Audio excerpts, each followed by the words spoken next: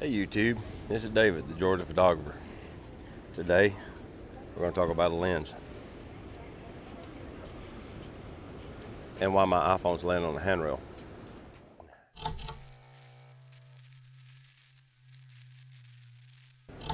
Alright, what today's video is about is the 24-70 S-series lens for the new Nikon Z6, Z7, Z50, what have you.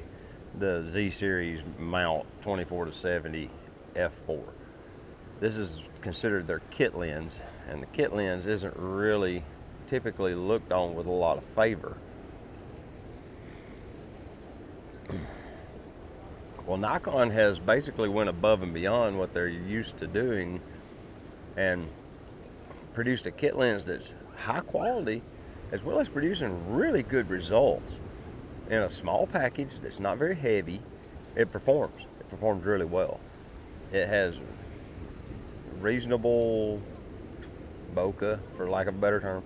It doesn't do low light very well. You have to really run the ISO up because you're kind of constrained to just f4.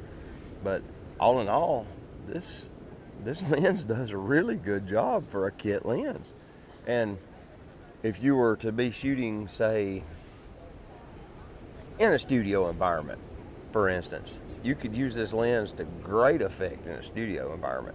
You could, especially if you're shooting with strobes, it doesn't even matter anymore. But if you want a reasonable amount of background blur, but not so much that it completely destroys the background, so you have a little bit of the environment in the photo, this lens is amazing. And it's reasonably priced. It's not super expensive. I mean, they throw it in with the camera now, to where the price of the camera body used to be a little over $2,000, if I'm remembering right. But now they're throwing in the kit lens and the FTZ adapter, and Adorama had a sale where you got a memory card too, and it was like the price of the camera body alone. So let's look at some photos.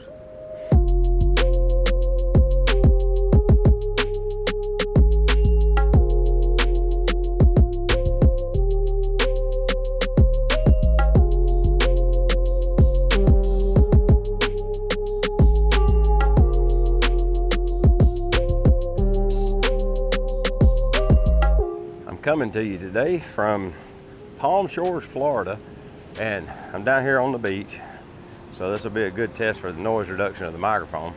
I was talking to Bass Angler, and he recommended that I do an actual full-on review of the 24-70, and I got to thinking, I thought I had done one, but what I had done was just a little bit of a first impressions video. I didn't really do a full-on, basically a review. So I figured I'd come out here today. I've walked around town the other day with Teresa and took a bunch of photos of it. That's what we just saw.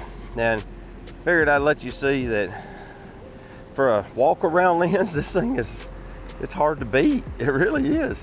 And it's the typical, it's like on the DX cameras you get an 18 to 55.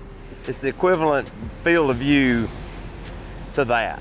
And with it having a fixed aperture focal length, doesn't really play that big of a role, and you don't have to worry about the scene getting darker as you rack the zoom out. That's what I like about it. We're gonna have to get some photos of something here and show you what I'm talking about. This is weird. They've had a tunnel going into the hedge of whatever this stuff is.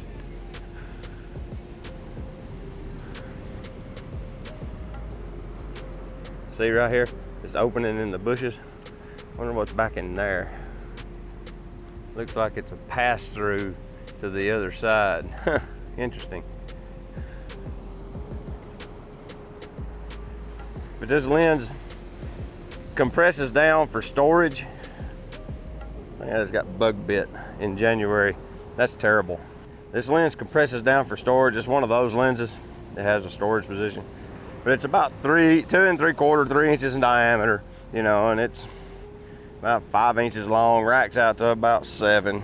Yeah, it grows about 2 inches. It don't weigh a lot. I don't know the exact weight. That's all over the internet. I don't have to look that up and show it to you. But it's not heavy. I mean, you really don't even notice it on the camera. It's shockingly light. It really is. They've got this thing figured out. Now, I don't understand this, but There's this huge stretch of beach and there ain't nobody on it. And for some reason, way down there, there's a whole bunch of people. I don't know, it's kind of bizarre to me. But yeah, it's like it's this guy out here fishing by himself at this private beach. There's literally nobody here but this one guy fishing. And then it's like a quarter or a half a mile down the beach, there's like 400 people all in one spot. It's really strange. See if I can get a couple of photos of this fisherman.